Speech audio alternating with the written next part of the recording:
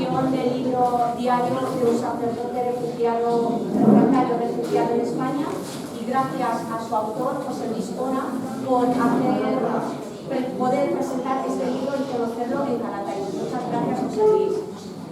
Quiero decir también que este es el primer acto que desde el Ayuntamiento de Calatayud, junto a la Asociación AERCA, y muchas gracias a su presidenta María Jesús, hemos preparado una serie de actividades para celebrar el 10º aniversario del hermanamiento de la ciudad de Calatayud con la ciudad de Os. También aprovecho para dar la bienvenida a toda la delegación francesa. Muchas gracias. Simonuti, bienvenida, y espero sobre todo que disfrutéis de nuestra ciudad, de nuestra cultura y de nuestro patrimonio. Así que sin más voy a dar la palabra a María Jesús, a la presidenta de la asociación, pero no antes de agradecer a todos los invitados vuestra presencia esta tarde en este acto. Muchas gracias y una salud.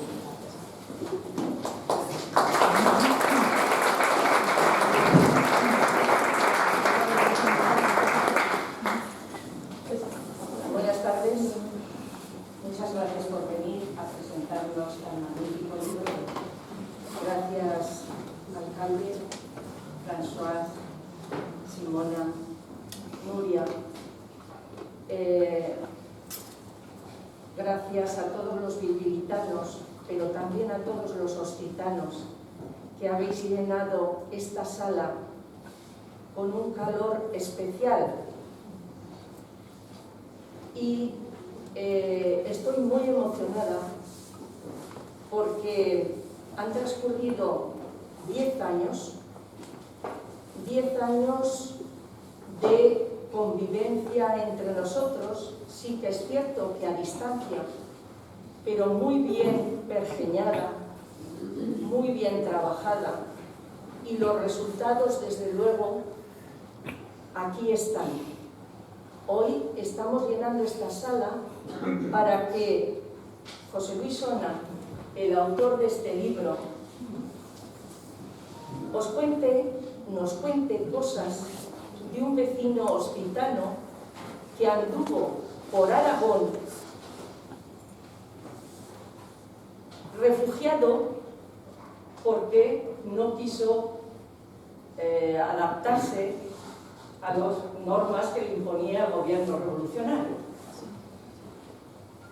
Yo no voy a hablar del libro, él nos hablará, pero sí quiero contaros una anécdota. Este libro, el estar ellos aquí, surgió porque un día habíamos estado para la fiesta de Europa en Os.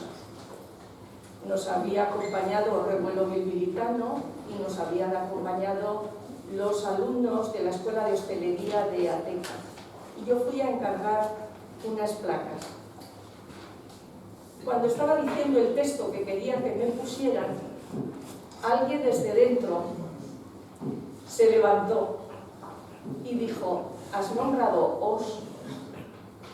Digo, sí, ¿conoces?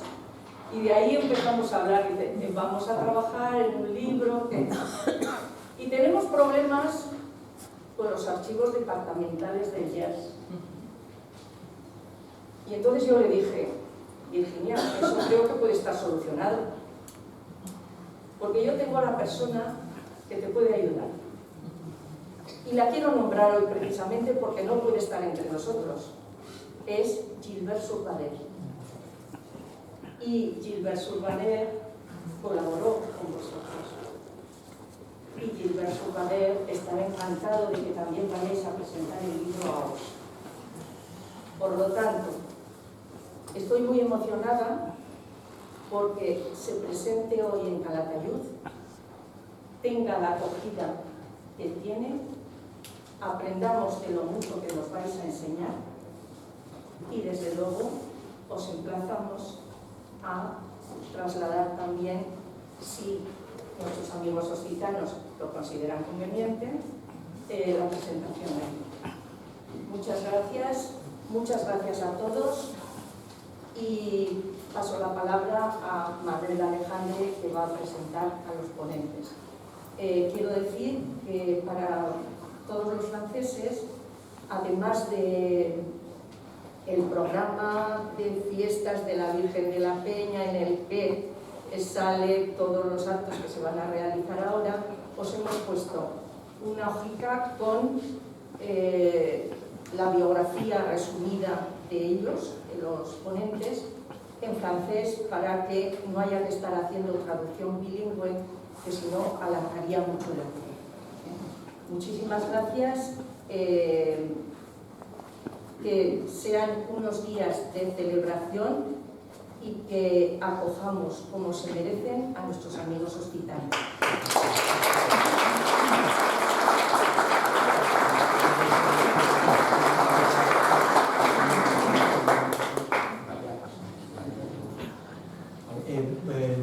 Hola, voy a traducir un poquito al francés lo que ha dicho María Jesús referido al libro, ¿de acuerdo? Entonces cambio. Alors pour les amis d'Auch, je vais traduire les derniers mots qu'a dit María Jesús. On vous a réservé pour vous spécialement un programme des fêtes de Calatayud qui viennent de se passer, d'accord? Ici, vous avez le programme d'actes qu'on va avoir ce week-end. Alors, à la page 14, je crois, oui, à la page 14, vous avez ici, en français, le programme d'événements qu'on va avoir à partir d'aujourd'hui. Aujourd'hui, demain et dimanche, d'accord? Et à la page 13, c'est en espagnol, mais c'est la même chose. 13 en espagnol, 14 en français. Comme ça, vous avez déjà un guide. Et ici, vous avez une feuille traduite en français avec la présentation qu'on va faire maintenant, Manuel et moi. D'accord? Comme ça, vous pouvez le lire en français et ce n'est pas nécessaire de traduire moi-même. D'accord? Muy bien. Pues muchas gracias a todos por venir a este evento. Muchísimas gracias, María Jesús, por todo este gran trabajo que estás realizando. Y nada, muchísimas gracias a los ponentes, a la mesa que voy a presentar. En el centro está Carlos Forcadell, que es catedrático de Historia Contemporánea de la Universidad de Zaragoza, en la que ahora es profesor emérito. Es director de la Institución Nacional Católico desde el año 2007. Ha sido también presidente de la Asociación de Historia Contemporánea y director de la revista Ayer. Comenzó sus investigaciones sobre la historia de los movimientos políticos y sociales de los trabajadores para atender después temas de historia cultural de la sociedad y la política. Ha publicado numerosas investigaciones sobre la historia y el pasado de Aragón. Es, por otra parte, un lector voraz con predilección por la cultura y la historia intelectual centroeuropea. Dentro de estos intereses se inscribe su atención a la historia urbana de Zaragoza, el tema central de la serie negra, a la que pertenece el libro que presentamos, Diario de un sacerdote refractario refugiado en España, 1791-1800, de Josep Barañés. Yo voy a presentar ahora al autor, a José Luis Sona, principalmente arqueólogo. Además, él se define como un arqueólogo algo particular porque se dedica más a consolidar elementos patrimoniales que a excavar. El castillo de Peracense, el de Monzón o las neveras de Fuendetodos, entre otras intervenciones, dan prueba de ello. José Luis Sona descubrió la Biblia tardorromana de la Malena en Azuara, un yacimiento arqueológico que recientemente está recibiendo mucha atención. Fue coordinador general de la colección Territorio del Gobierno de Aragón, con monografías sobre todas las comarcas aragonesas. Aparte, José Luis Sona ha investigado a fondo la figura de Goya y su tiempo. De ello da fe su libro Goya y su familia en Zaragoza.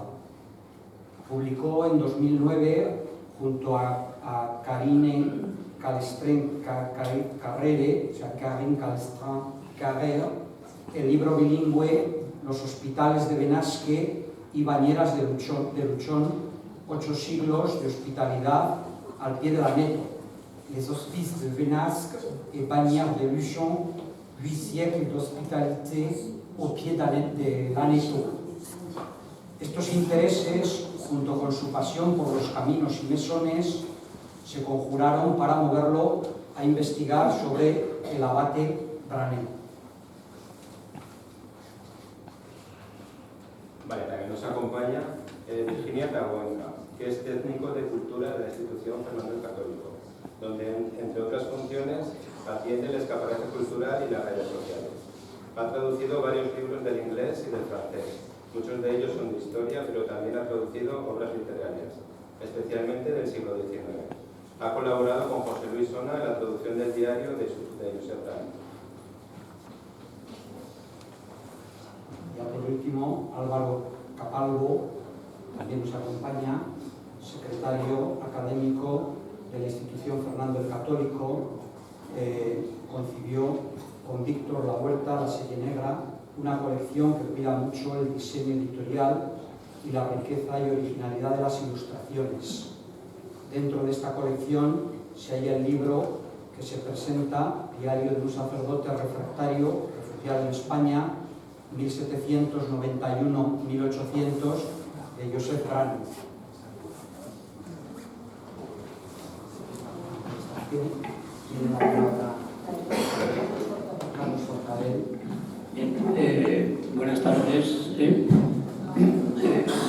Gracias por su asistencia, gracias también por la presentación de la que he sido objeto y hemos sido objeto los tres que estamos en esta mesa.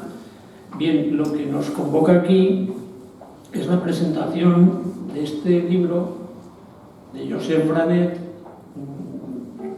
Está ahí también, ¿verdad? Lo veis mejor ahí, pero yo lo veo mejor aquí.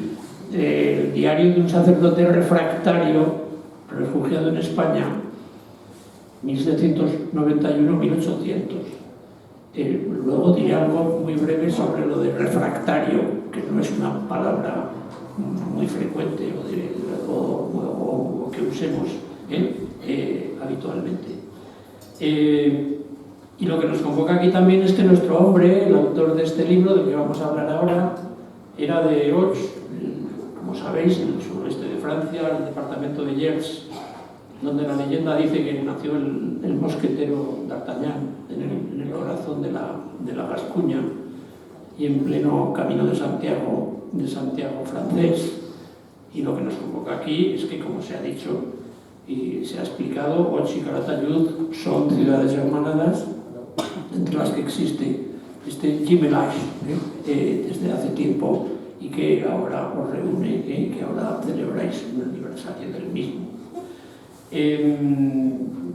Muy brevemente, porque voy a dejar la palabra al autor y a quien no solo ha traducido sino ha gestionado, como ha explicado antes la compañera, en parte las relaciones para encontrar en los archivos de Gers algún tipo de documentación.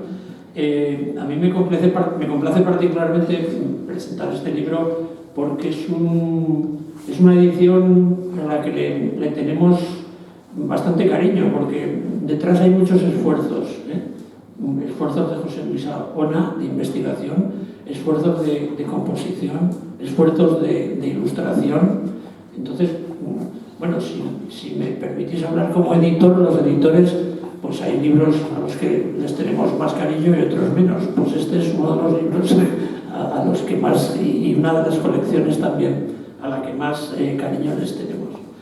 Bueno, sacerdote refractario. Refractario es la denominación que se usó durante la Revolución Francesa para referirse a los obispos y sacerdotes que se negaron a realizar el juramento cívico de los principios revolucionarios. Es decir, el Papa, la Iglesia en buena parte, muchos sacerdotes y muchos obispos se negaron a jurar la Constitución francesa de 1791 y en este sentido fueron enseguida perseguidos y bueno, tuvieron que exiliarse en centenares y en millares de sacerdotes que no aceptaron esa constitución civil del clero, que no aceptaron ese nuevo orden político que establecía la Revolución Francesa. Evidentemente, los sacerdotes y obispos del sur de Francia se refugiaron en España, en la España de Carlos IV y de Goya cruzaban la frontera. Este va a ser el caso de nuestro hombre. Otros sacerdotes se refugiaban en ciudades italianas, se refugiaban en Suiza, dependiendo, o pasaban a Inglaterra.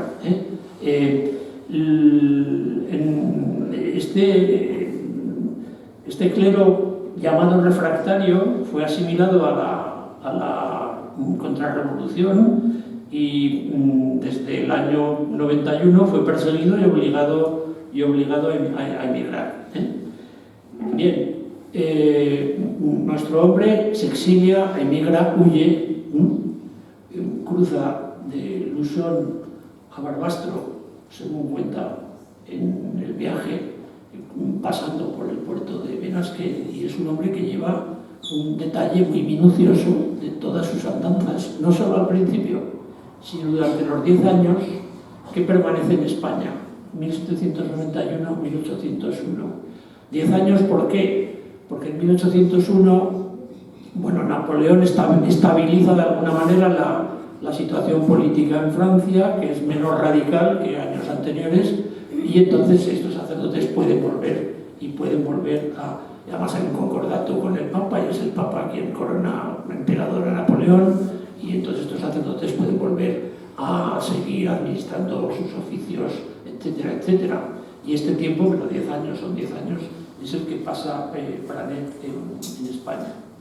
El libro se editó por primera vez en Francia hace un siglo, se había traducido una parte relativa a Tudela en castellano, algunos artículos en Heraldo hace años dieron noticia del mismo. Me parece que es a partir de ese momento en que José Luis Ona le siguió la pista y hace este minucioso estudio sobre el autor y sobre su obra. ¿En qué consiste la obra? Pues es un notable diario personal del viaje por Aragón y su descripción de las andanzas y del ambiente de Zaragoza y otros lugares entre estos años finales del 18, entre 1791 y 1801, cuando ya los sacerdotes franceses perseguidos pueden retornar. Es un viaje por Aragón que era, hasta que José Luis Ona lo edita, no era conocido, era muy poco conocido, porque hay una literatura de viajeros por Aragón, no voy a hablar de ella, García Mercadal, no sé qué, Castillo, etcétera, donde este viaje, que por muchos motivos merece una atención principal en este tipo de antologías, no existía, y en muchos casos pues mantiene perfectamente la comparación con otros viajeros extranjeros por Aragón en el 19, más conocidos como John Ford, etcétera, etcétera. El mérito, y a cabo, de la Institución Federal Católico es haberlo editado por completo por primera vez en castellano, con una muy cuidada traducción de Virginia Tabuenca, que ha intervenido más allá de lo que sería meramente la traducción del texto, con una exquisita maquetación de Víctor La Huerta. Capítulo aparte merecen las ilustraciones, que yo creo que veremos enseguida, cuya localización se debe en muchos casos a Álvaro Capalvo, que está aquí presente. Se hizo un esfuerzo por recuperar grabados y mapas de la época de las andanzas de Pranet en sus recorridos de Lusón a Barbastro, la época de sus estancias en Zaragoza, donde coincidieron cientos de sacerdotes franceses emigrados o refractarios. Es más, parece que se reunían en el seminario de San Carlos. Tenían una reunión mensual o periódica en el seminario de San Carlos. Y en el seminario de San Carlos hicimos, en la misma sala en la que se reunían, la primera presentación de este libro hace unos meses, cuando salió de la imprenta. Andanzas. Estos sacerdotes se ganaban la vida como podían, haciendo misas, dando clases de francés, etcétera, etcétera. Andanzas por Teruel, por Valencia, por las 5 villas, el camino de retorno a Francia, que lo hizo 2 veces, porque una vez iba a retornar, pero luego por fin no se decidió, volvió a bajar a Zaragoza y luego volvió a hacer el camino ya definitivamente del retorno. Y bueno, y era un hombre que tomaba una nota escrupulosamente de todo lo que hacía y de todo lo que veía. Y esta es un poco la importancia del libro. Voy a acabar porque he visto que ha sido mencionado aquí con una carta que recibí de la Société Archéologique, Historique, Littéraire et Scientifique de Gers. Me dice que me habla de la très belle ouvrage que vous avez publié, etcétera, etcétera, y me dice que tienen la sede de su asociación en la casa familiar de Branet o de los Branet, donde se encuentran varios retratos de familia, uno de los cuales me parece que está publicado en el libro. Y me dice, y ha sido mencionado aquí, que Gilbert de Surbader, que es el presidente, pues bueno, que está enfermo, que no, pero que él los felicita también por la edición de este libro, y me dice que está prevista vuestra venida a Os para presentar la obra. Bueno, lo pregunta, lo digo porque también habéis hecho aquí referencia a ese hecho. Bien, y nada más, yo les voy a pasar la palabra a los autores de traducción e investigación del libro, empezando primero por Regina Tahueca. Hola, buenas tardes. Muchas gracias por estar aquí, estábamos abrumados, es muchísimo público y estamos encantados, y tenemos que agradecer sobre todo a María Jesús, que es la que se ha inventado esta presentación, a vos, por supuesto. ¿Se oye?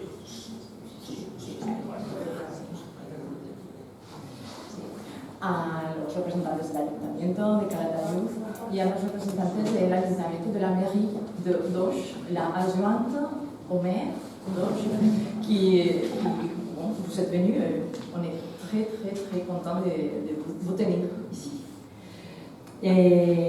Mi papel aquí, aparte de como traductora, yo estoy básicamente al servicio de José Luis Ona, le voy a hacer preguntas que él va a responder.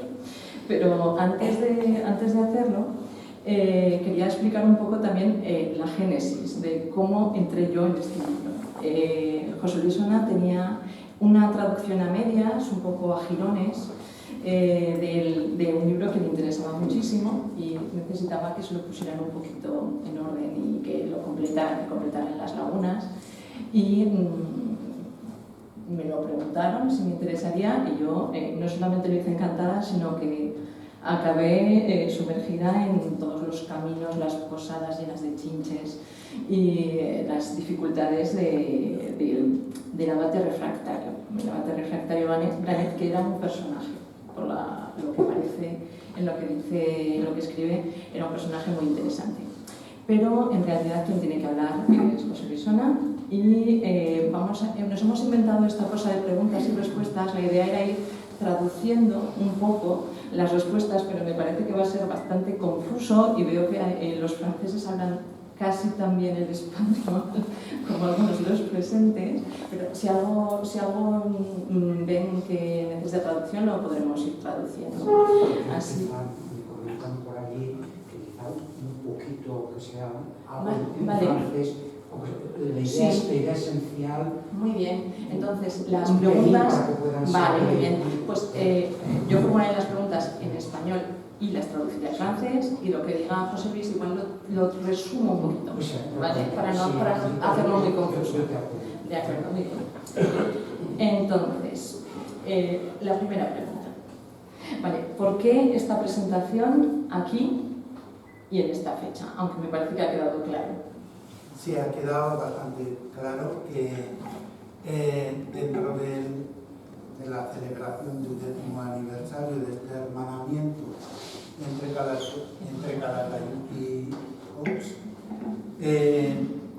pues se ha pensado, pienso que bien pensado, en adornar un poco esta celebración con la presentación de este libro que une, como ellos quieren unir, hermanando la ciudad de Calatayud con la de Ots.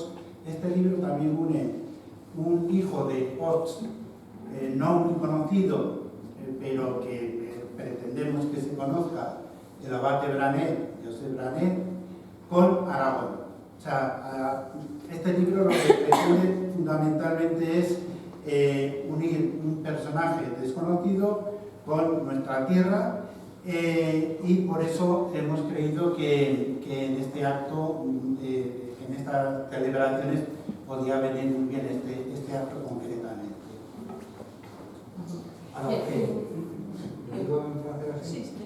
Alors, elle a demandé que pourquoi la présentation de ces livres ici à Calatayud aujourd'hui. Et il a répondu que c'est à l'occasion du 10e anniversaire du jumelage, il a pensé que c'était une bonne occasion, la parfaite occasion de relier un personnage français, exactement d'Auch, qui a connu l'Espagne, qui a bien connu l'Aragon, et ça c'est un lien entre les deux régions.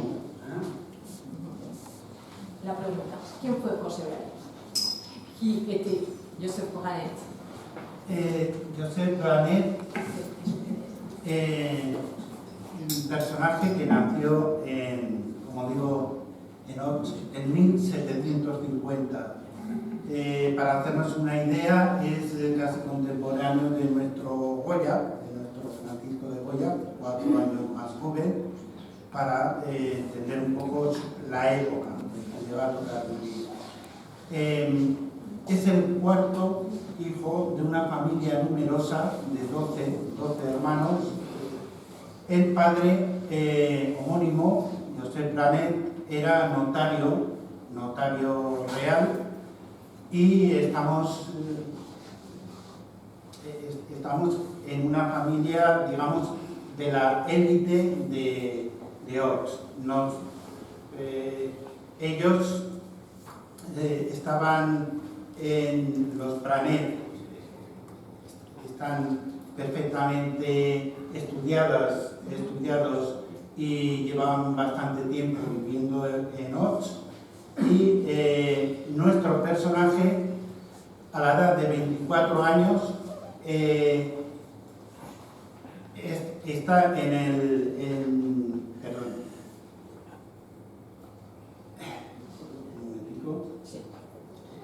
1774, con 24 años, es declarado sacerdote en Ox, en el seminario. Tiene mucha relación con la zona de Toulouse, y a la edad de 30 años, en 1780, decide establecerse como párroco en una pequeña población que se llama Beaumont-sur-Loire.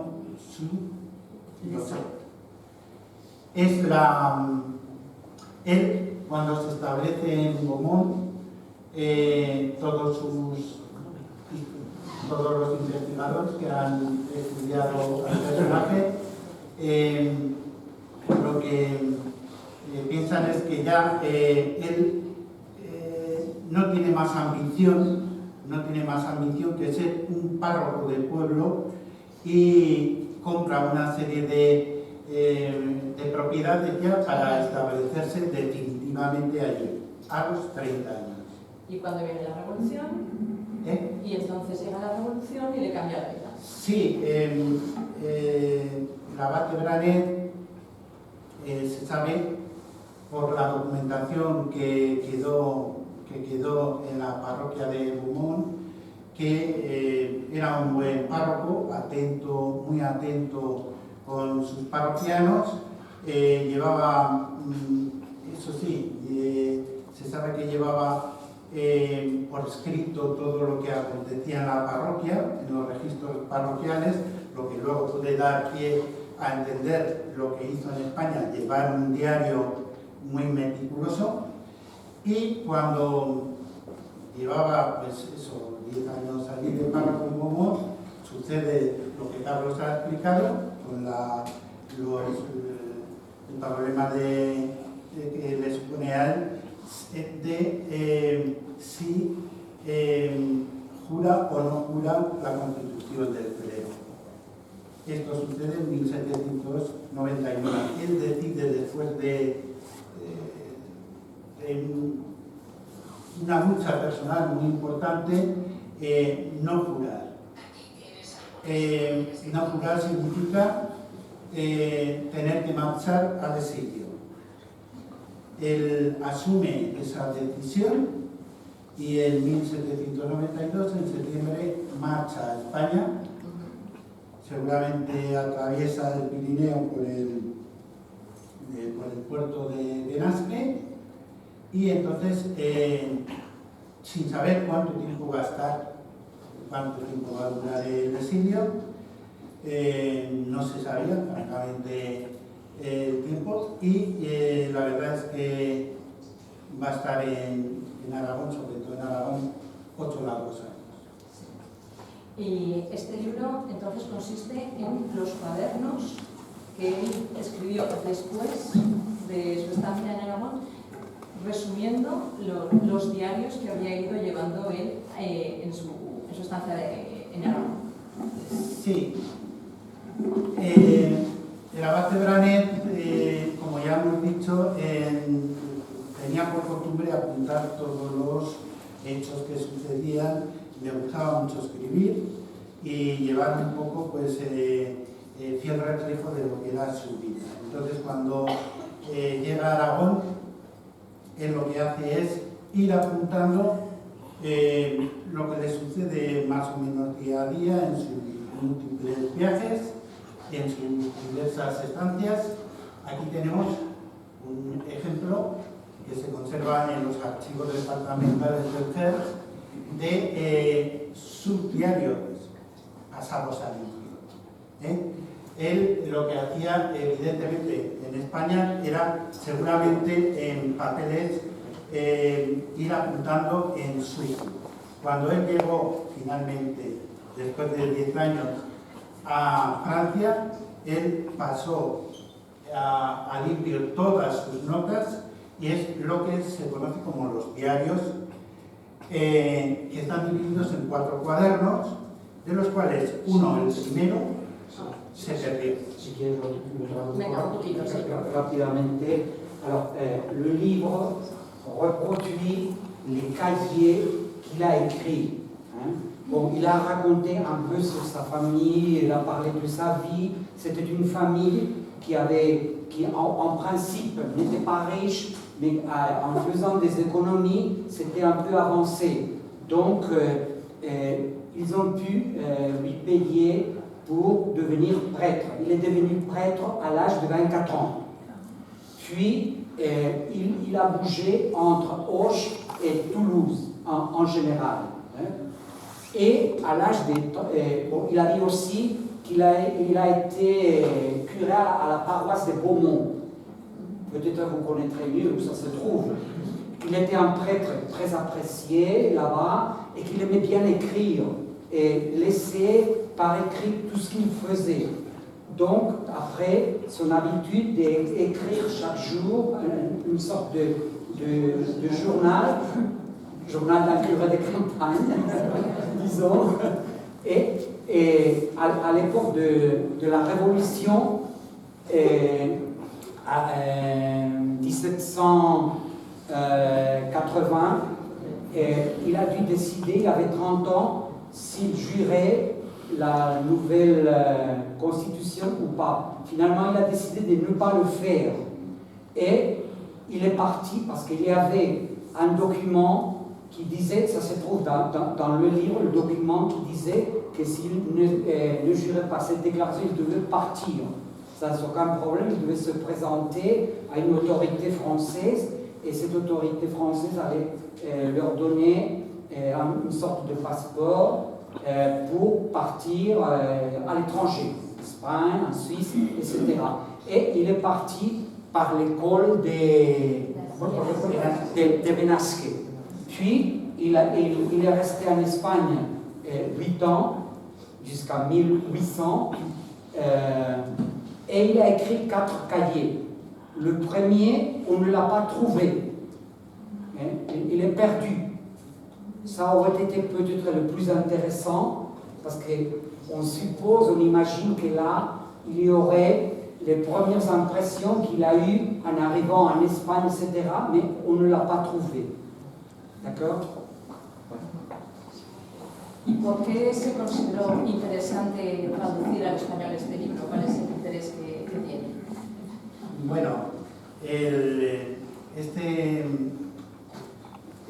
estos diarios se habían quedado olvidados en algún sitio de su casa hasta que en 1927 se decidió, dado su interés, publicarlos en francés. Se publicaron en Ox, en su pueblo natal, una edición numerada de 100 ejemplares. Pasó muy desapercibida esta edición, quizá más en Francia que en España. En España se tradujo, incluso antes de esta edición, se tradujo Su estancia en Tudela. En el año 26, la estancia de Branet de unos 9 meses en Tudela se tradujo primero en francés y luego, o sea, se editó en francés y luego se tradujo al español. Como digo, esta edición pasó muy desapercibida, pese a su gran interés, pues no se conocía, y un sacerdote de Jaca en los años 80 me dio unas fotocopias de esta edición y me pidió por favor que si pudiera que alguna vez intentara hacer la edición en español. Yo a este sacerdote cogí un poco esas fotocopias que él había encontrado hacía unos años y yo le dije pues, que me parecía muy interesante y claro, le dije que pues, si estaba en mis manos que intentaría hacer una edición pasaron 30 años, pero afortunadamente sí, pasaron 30 años y se pudo hacer esta edición tan ilustrada que de otra manera pues yo creo que no hubiera sido así que a veces es mejor esperar, como es el caso. Bien. Yo, dices que me preguntas por su interés, yo estos diarios de Branet los pongo a un nivel para el siglo XVIII comparable a lo que son los diarios de La Baña para el siglo XVII, es decir, una fuente importantísima para el conocimiento de Aragón, como son los diarios del cosmógrafo La Baña, portugués, que hace en 1610, pues yo los comparo y para el siglo XVIII yo creo que estos diarios de Branet son una fuente imprescindible para conocer la sociedad aragonesa. Y pasó por Calatayud. A ver, no sabemos si pasó por Calatayud, porque el primer cuaderno desapareció. Antes incluso de la edición en francés, el editor en francés se volvió loco. Buscó por todos los sitios porque evidentemente en el primer cuaderno estaba la clave de muchas cosas, como por dónde pasó, si pasó por Benasque o por otros puertos, si pasó por el Valle de Arán, y estaba también todos los datos interesantísimos que le sucedieron a Branet y a todos los centenares de religiosos que, como él, vinieron, se tuvieron que exiliar a España. Es decir, toda la mecánica de tener que pedir permiso no solamente a las autoridades civiles, sino sobre todo a las religiosas. Entonces,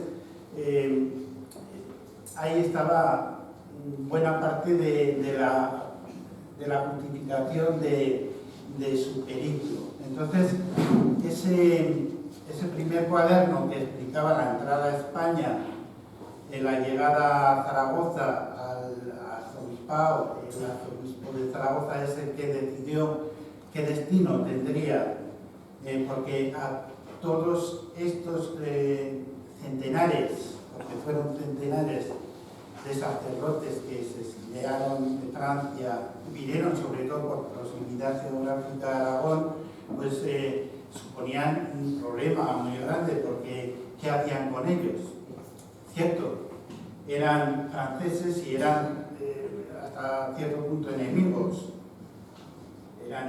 pero eran católicos, y España pues vanagloriaba de ser un reino esencialmente católico. Entonces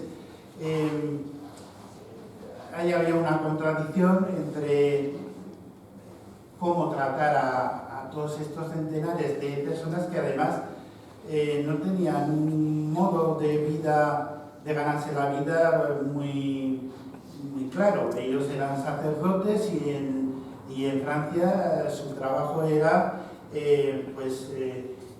si eran párrocos, pues dirigir espiritualmente a su parroquia. Entonces, pues ¿qué podían hacer? Pues decir misas, predicar, ¿no? Porque no conocían, casi ninguno conocía el idioma, el castellano, por lo cual había un problema bastante grande en cómo acoger a estos exiliados.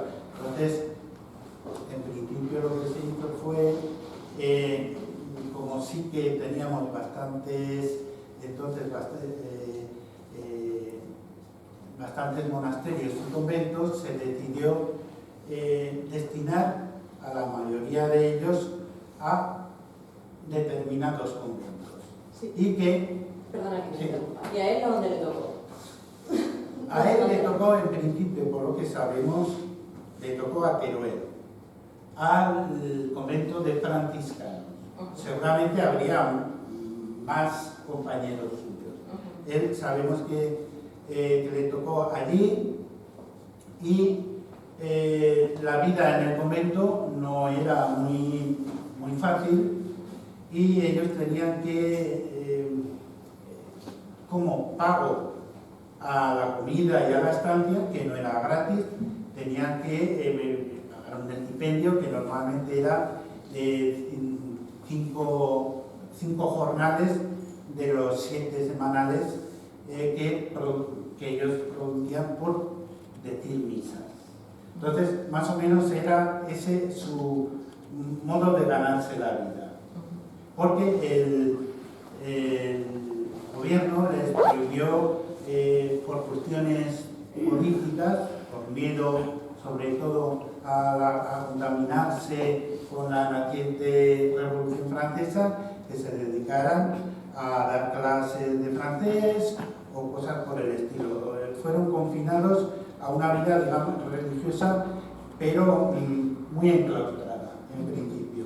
Y a nuestro Josep Blanet, nuestro abad de Blanet, sabemos que después de una breve estancia en Zaragoza se le destinó a Teruel. Que es donde empieza este libro. Bueno, empieza allí, en el segundo cuaderno, pero en el primero son prácticamente 5 años, casi 5 años, que se corresponden con su estancia en Teruel, en el convento de San Francisco. Pudo venir a Calatayud, entonces sabemos que estos sacerdotes, si podían, pues iban como haciendo pequeñas excursiones, para que la vida no les fuera tan dura dentro de un convento, pues se les permitía hacer excursiones breves a algunos sitios cercanos. Es posible que pudiera venir a Calatayud, porque sabemos también que de Teruel fue de excursión a Valencia, que es como empieza el segundo cuaderno. ¿Y si hubiera pasado? Sí. Dime, por favor, sí, sí. Bueno, évidemment, il a dit beaucoup de choses. Je vais essayer de résumer. au début, il a parlé des éditions. La première édition des cahiers, ça a été à Auch en 1927 et on a essayé, la personne qui était une personne de la famille a essayé de trouver même l'éditeur le premier cahier, mais ça a été tout à fait impossible jusqu'au moment. D'accord? Et l'édition était uniquement 100 exemplaires, numérotés, très limitées, etc. La répercussion en Espagne, on n'a pas traduit le livre complètement, mais c'est vrai que dans quelques villes espagnoles dont il parle plus intensément, comme par exemple Tudela, c'est une petite ville au sud de Navarre, ils ont fait une édition de cette partie. Mais l'ouvrage complet n'avait pas été traduit en espagnol. D'accord? Et après, il a parlé un peu du problème qui posait ce grand nombre de religieux français qui sont venus en Espagne, des centaines, et qu'est-ce qu'on faisait, qu'est-ce qu'on pouvait faire avec eux. Parce qu'il y avait une contradiction. D'une part, ils étaient étrangers, ils étaient français, et en réalité, les autorités espagnoles craignaient une certaine contamination des idées révolutionnaires françaises, de la Révolution française, mais d'autre part, ils étaient catholiques, ils appartenaient à la même religion, donc il fallait les accueillir en quelque sorte. Donc, il est allé au début à Saragosse, et l'archevêque de Saragosse a dû les distribuer un peu. Il ne savait pas bien que faire avec tous ces gens-là qui arrivaient de France. D'accord? Il a été envoyé à Teruel. Et puis, on lui a demandé s'il avait été à Calatayud. Il a dit qu'on ne le sait pas. Vraiment, on ne le sait pas. Et c'est vrai qu'ils avaient le droit de bouger un peu. Et il a été à Valencia. Ça c'est clair, c'est écrit, mais on ne sait pas. Probablement, il a pu venir à Calatayud, ce n'était pas trop loin. Il a bougé un peu, mais ce n'est pas dans le livre. D'accord? Et quoi encore? Je termine. Il a été confiné à Teruel. À Teruel. Parce qu'en plus, il n'avait pas une spécialité de travail. Et en France, qu'est-ce qu'il faisait? Il s'occupait de la spiritualité des Français, mais ici en Espagne, ils ne parlaient pas souvent l'espagnol. Donc, ils ont été envoyés dans des couvents, dans des monastères. Donc, ils étaient là, et c'est ce qu'on faisait. D'accord? Y si hubiera pasado por Calatayud, que tenemos una idea de lo que podría haber dicho de la ciudad. Sí, tenemos una idea bastante cabal de lo que hubiera dicho, porque en los trabajos... Un segundillo. También es importante que le premier cahier, c'est 5 ans. Il est resté en Espagne 8 ans, je vous l'ai dit. Le premier cahier embrasse 5 ans. Donc c'est une partie très importante, parce que les autres 3 cahiers, c'est uniquement 3 ans. Los años que primer cuaderno abarcaba 5, pues es interesante. Pues sí, decía que tenemos una idea bastante cabal de lo que pudo haber dicho Ebranet, haber escrito, caso de haber pasado por Calatayud, porque las otras ciudades que visitó, aparte de sus vivencias personales, él se preocupó de documentarse bibliográficamente para trazar unas pinceladas, digamos, enciclopédicas, y sabemos qué libro de geografía bebió. Se inspiró en la geografía moderna escrita en francés por el abad Nicolas de la Croix, traducida y aumentada con una geografía nueva de España. Esa geografía nueva de España aumentada la había escrito un aragonés, José Jordán y Fratense. Entonces, las descripciones de las ciudades aragonesas son bastante extensas en relación con otras del resto de España. El libro es de 1779. Vamos a leer lo que en este libro en que se inspiró directamente Branet para estas descripciones dice de Calatayud, que dice 1779. Esto está escrito por José Jordán y Prado, ostrense, muy poco conocido. Dice: Calatayud, ciudad noble y antigua de 6.564 personas. Está situada a la falda de un cerro en piso bastante llano, a 41 grados y 22 minutos de latitud y 15 grados y 22 minutos de longitud a las márgenes del río Jalón. El clima es algo frío, pero muy saludable. El terreno, que es una vega dilatada, fertilísima y deliciosa. Da granos, vino, hortalizas, legumbres, frutas especialísimas, particularmente melocotones muy estimados en la corte. Pero sobre todo es considerable la cosecha de cáñamo, tan exquisito por su blancura y suavidad que compite, si no excede, al celebrado del norte. También la hay cosecha de vinos y la de judías es muy abundante. Las calles son regulares y también los edificios. Hay 3 arrabales, 3 puentes sobre el río y una fuente singular de 11 caños de agua perenne y delicada, de que se surte todo el vecindario. Y además tienen pozo casi todas las casas.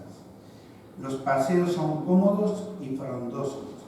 Tiene 2 iglesias colegiatas y la del sepulcro es grande, de buena arquitectura, con un altar de preciosos mármoles, 11 parroquias, 11 conventos de frailes, la casa y colegio de los extinguidos, jesuitas, 5 de monjas y un seminario.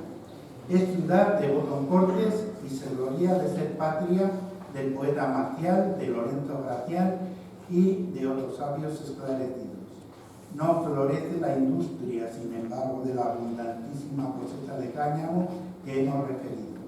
No ha mucho tiempo que un caballero, hijo de esta ciudad, solicitó que se establecieran en ella fábricas de lonas y cordaje para la marina, proponiendo algunas ventajas. Pero paró el proyecto después de haberle costado muchos desvelos y algunos intereses por haber hecho venir de otros reinos los peines y telares. Con esto cayó de ánimo y abandonó la empresa.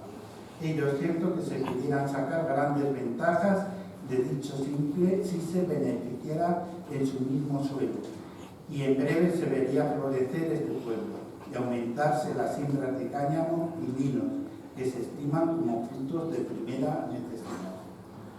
Esto es más o menos lo que Branet hubiera escrito sobre Calatayud, aparte de sus aventuras concretas de caminos y de mesones. Pero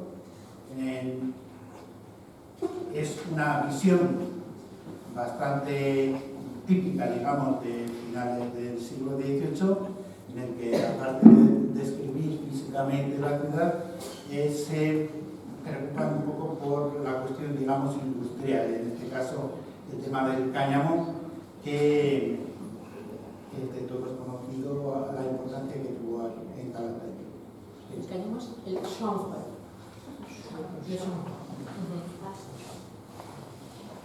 Bueno, Branet residió largas temporadas en algunos lugares, pero en su diario presta especial atención a los viajes, Sí. a los trayectos. ¿Dónde vivió? Y háblanos de sus trayectos. Yo, con la ayuda de este mapa, creo que aparece en la edición francesa de los diarios, se puede ver la primera parte de su periplo, que empieza en Teruel. Ya hemos dicho que él llega en 1792 atravesando el Pirineo directamente a Zaragoza, y en Zaragoza le dan como destino Teruel, el convento de San Francisco, un convento precioso, gótico, que se conserva.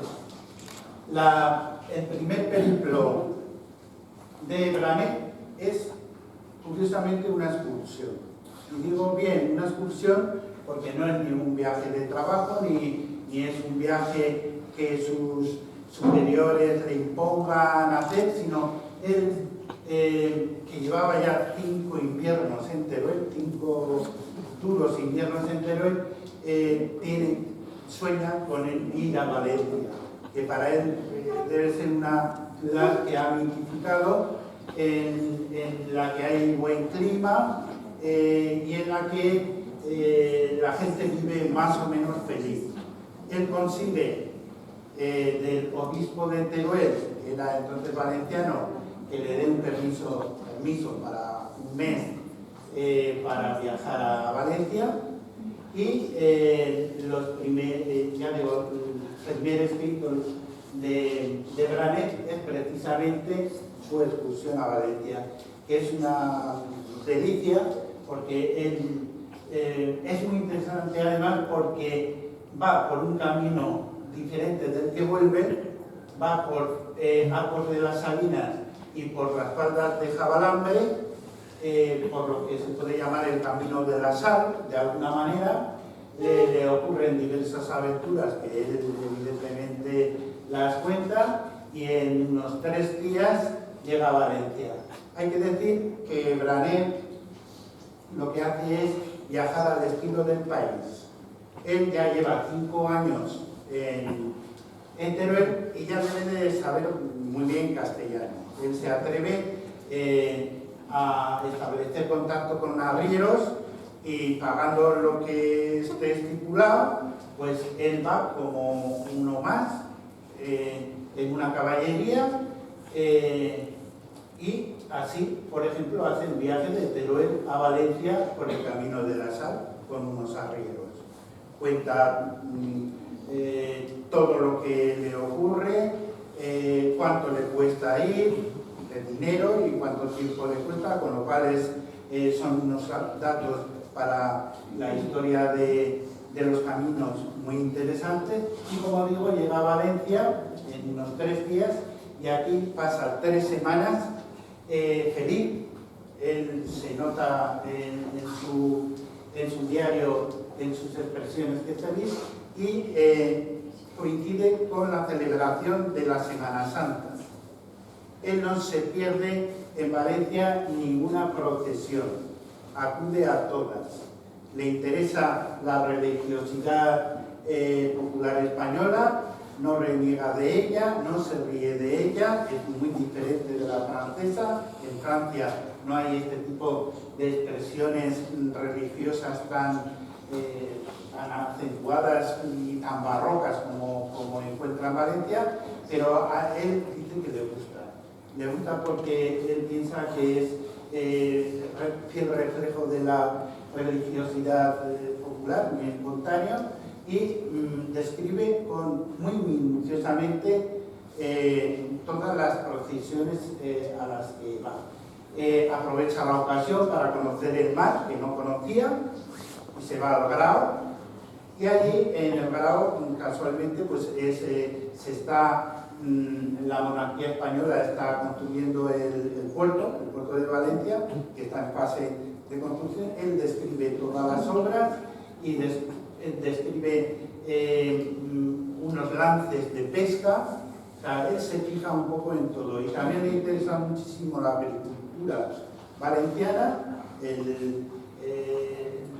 Digamos, él se maravilla de las 2 cosechas al año que hay allí, sobre todo el clima, y de una serie de flora, sobre todo la cuestión de cosas que no ha visto en Francia, como las pitas, las palmeras. Todo eso le llama mucho la atención y lo describe. Y entonces cuando ya se han empapado de Valencia, desde luego acude en la ciudad no solamente está, ya digo, 3 semanas, y procura ir a todos los conventos, todas las iglesias, pero también a todas las bibliotecas, la universitaria, todas, y las describe y hace yo creo, un retrato bastante fiel de la Valencia de finales del siglo XVIII. Y cuando él piensa que ya tiene que volver por el camino real, por donde va ahora la autovía, digamos, por el camino de Segorbe, de Barracas, él alquila una caballería y un carruaje, y en un carruaje por lo que él va diciendo, circula a unos 5 kilómetros por hora, es decir, un poco más despacio que si fuera andando. Él se baja muchas veces del carro para estirar las piernas porque es un modo de viajar bastante incómodo, pero es lo que hay, es lo más barato, y así en otros 3 días él vuelve a Teruel, ¿vale? En Teruel ya sabe que tiene noticia de que es posible que pueda volver a Francia, ya lleva 5 años de exilio, y entonces prepara su viaje de vuelta a Francia. Él sale de Teruel hacia Zaragoza, sale más o menos en junio de 1797, y aprovechando que unos frailes del convento van con su carro a hacer unos encargos a Zaragoza, va con ellos en carro. Esta vez en carro acomete el camino real que por Caudé, el Giloca hasta Calamocha, va luego por Campos Romanos hasta Zaragoza. Es muy interesante la descripción que hace del viaje, de las ventas, muchas de ellas desaparecidas. Sufren digamos, un problema técnico antes de llegar a Villafranca, concretamente en Torremocha, y tienen que arreglar el eje del carro. Es muy interesante porque da pinceladas reales sobre cómo eran los viajes de la época. Una vez en Zaragoza, él se encamina hacia la frontera.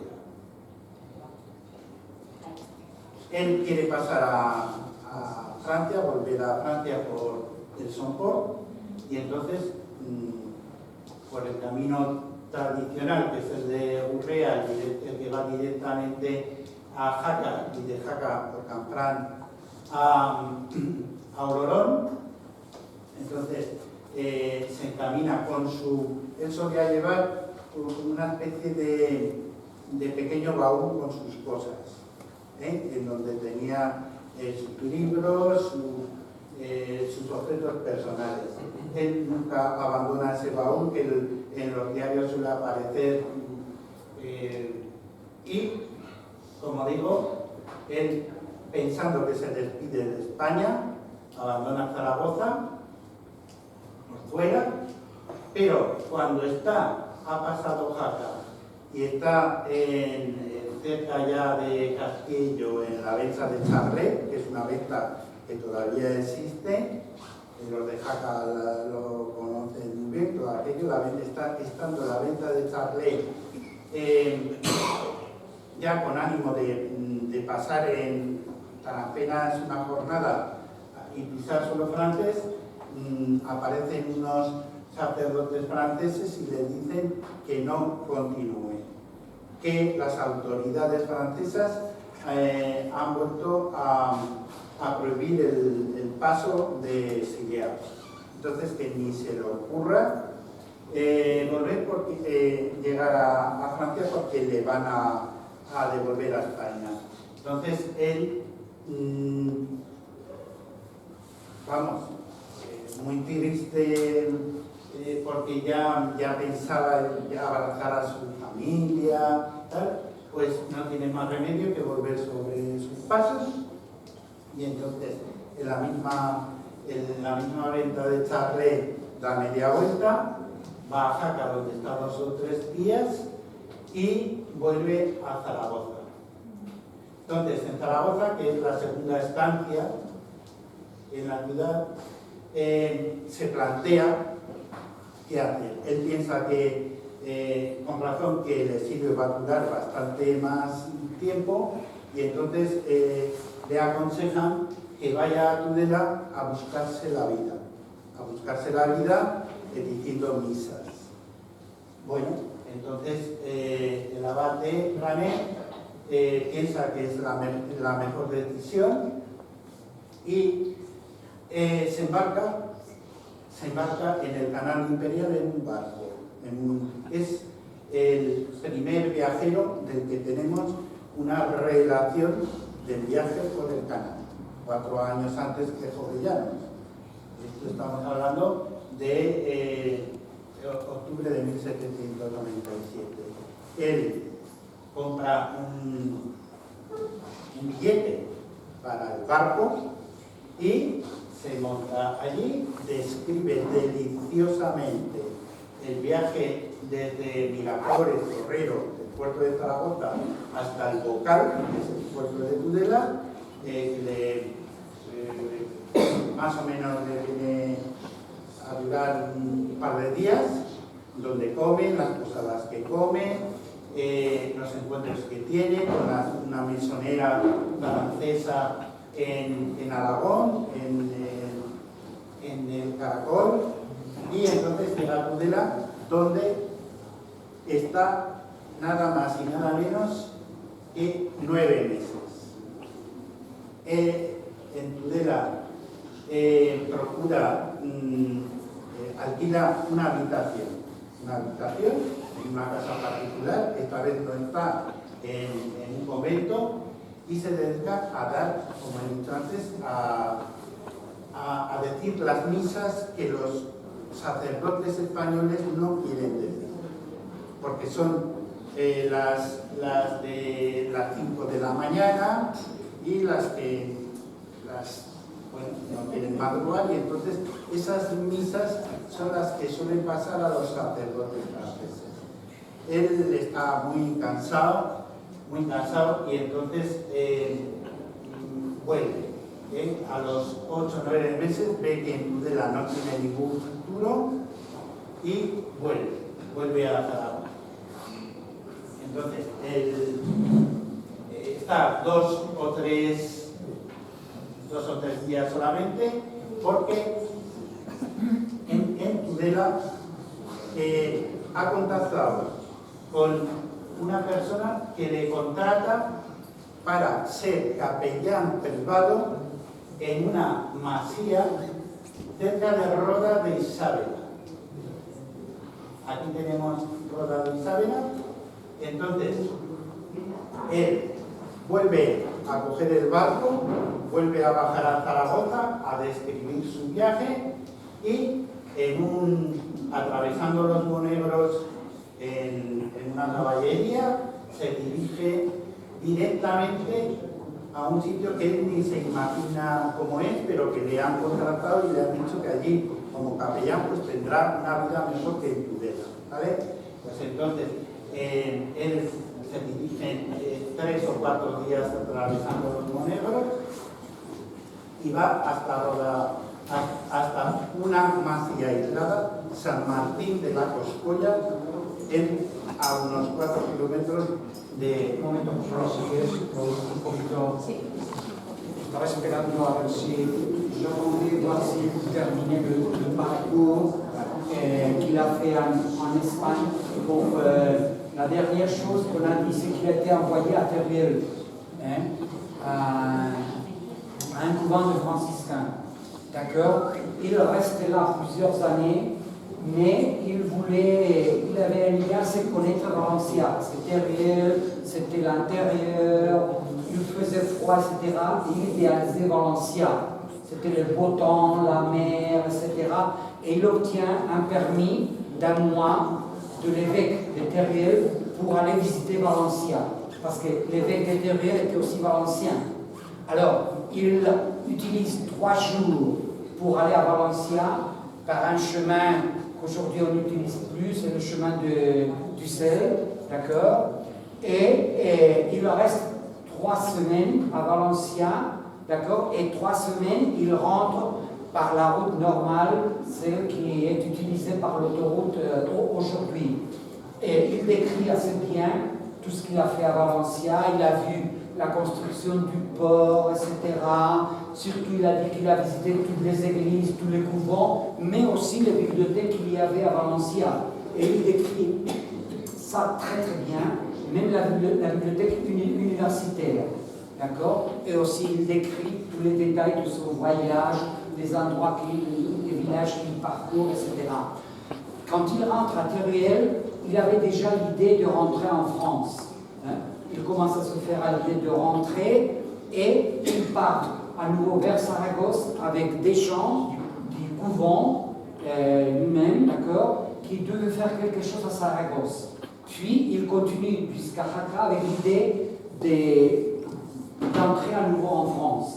D'accord? Mais quand il est à la porte, à la frontière, il y a encore des prêtres français qui viennent en Espagne, qui lui disent non, c'est compliqué, si vous allez en France, vous allez être arrêté ou encore refoulé, d'accord?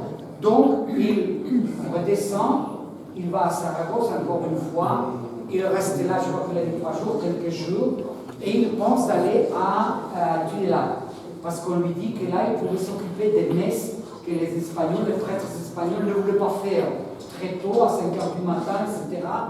Et il prend un petit bateau sur le canal d'Aragon, une péniche, et aussi, comme toujours, il décrit très très bien le voyage, même quelques années avant qu'un autre écrivain espagnol très connu, Jovellanos, a fait, d'accord? Bon, il fait des messes à Tudela, mais il voit que ça ne marche pas non plus. Et finalement, on lui offre de devenir chapelain privé dans un autre endroit, et c'est ce qu'il raconte maintenant. Plus ou moins, très résumé. Vale.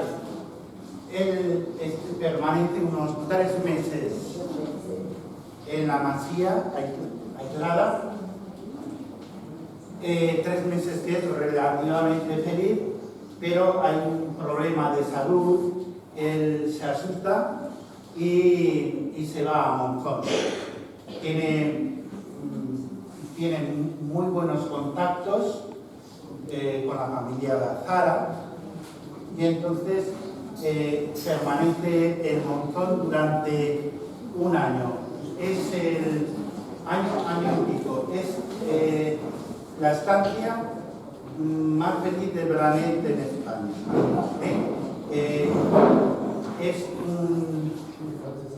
Allí se dedica esta vez sí a dar clases de francés y porque le piden, por favor, que vaya a dar clases de francés al hijo del conde de la Rosa que vive en Sálava.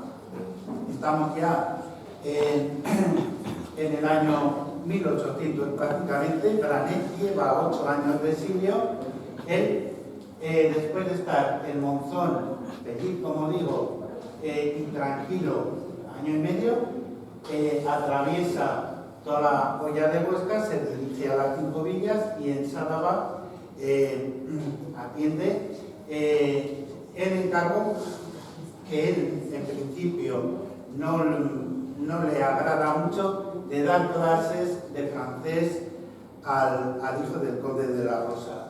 Estamos ya a finales de 1800, en verano de 1800, y las cosas en Francia ya han cambiado, como Carlos ha dicho al principio, y ya entre los exiliados, entre los sacerdotes exiliados se corre la voz de que muy posiblemente ya se pueda finalizar el exilio. Entonces, en septiembre del año 1800, el último año del siglo XVIII, él, con unos arrieros de aceite que van a Huesca, ya ha decidido a pasar a Francia. Él lo que hace es ir de Sálava a Huesca, permanece 2 o 3 días hasta que arregla el viaje con otros arrieros que van a Benasque, va a Benasque y allí permanece en septiembre, finales de septiembre de 1800, 2 días hasta que les dicen que pueden pasar el puerto. Y en octubre de 1800 él sale de Benasque, atraviesa el hospital, atraviesa los Pirineos y llega a Bañeres de Luchón, finalizando el exilio y finalizando los días. Vale, muchas gracias.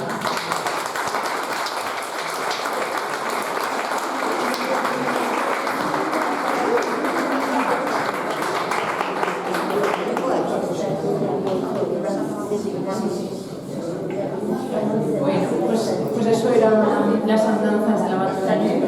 Muchas gracias a todos por haber venido. Antes de terminar, me dicen que el alcalde va a decir unas palabras, pero yo quería avisaros de que hemos traído unos poquitos ejemplares, porque no hemos traído más, hemos venido con las bolsas, y los van a estar aquí a la venta, si los queréis, a un precio muy por debajo del precio del mercado, que creo que van a ser 20 euros a lo que lo vamos a poner. Solamente era eso. Muchas gracias de nuevo. Y la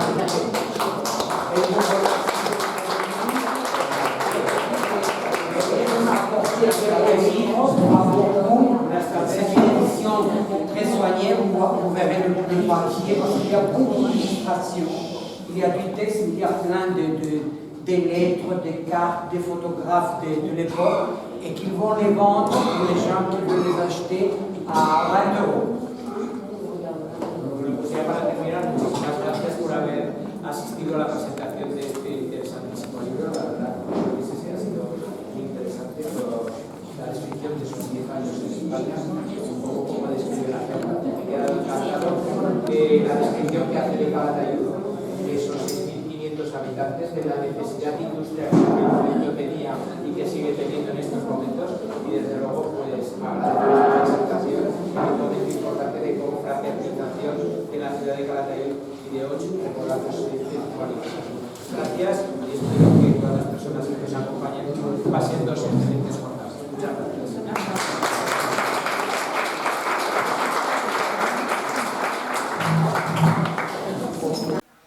Digo que hemos venido a hacer la presentación de un libro que escribió un personaje nacido en Auch, en Francia, en el sur de Francia, que es la ciudad con la que está hermanada Calatayud. Es la razón principal por la que hemos venido. El libro es un diario de viajes en el que el abate Branet, que es el personaje en cuestión, que nació en Auch, en el sur de Francia, es los viajes que él describe durante los 8 años de su exilio en España, a finales del siglo XVIII. En realidad fueron ellos los que nos buscaron. Empezaron a venir a Calatayud y les empezó a gustar la ciudad. Vieron que tenía muchas posibilidades por similitudes que encontraban con su propia ciudad, es decir, a la misma distancia del Pirineo, una población similar, digamos que también metida en el medio agrícola, en fin, una serie de características que hacían que ellos pensaran que era una ciudad ideal para hermanarse.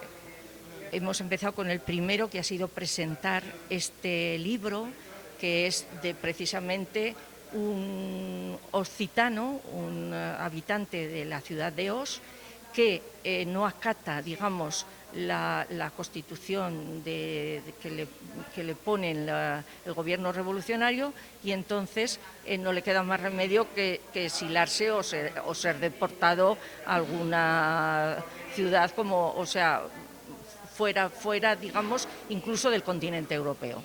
Entonces él viene aquí y tal.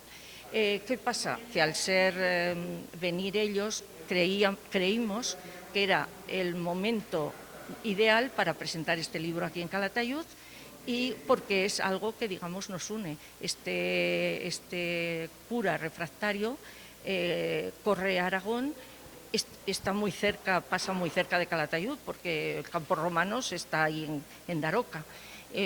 Y no se sabe si a lo mejor en ese cuaderno que está perdido en realidad pudo pasar por Calatayud. Bueno, me enrollo un poco y después hay que retomar.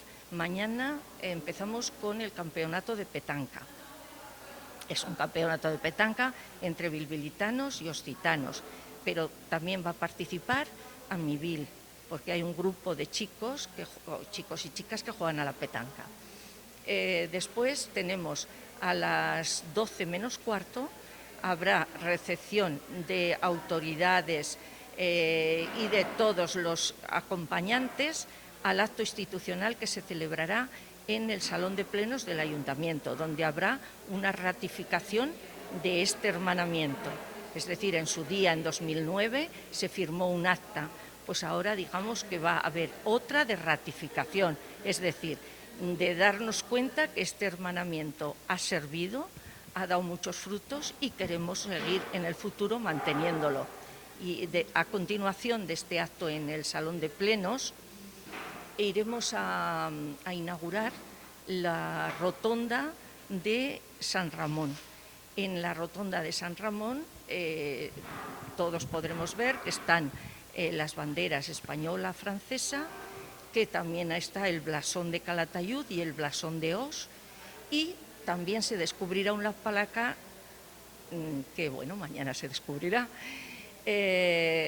Todo en la recepción quiero resaltar que la banda de música Pascual Marquina, siempre a la cita, nos va a acoger con piezas de temática francesa y española.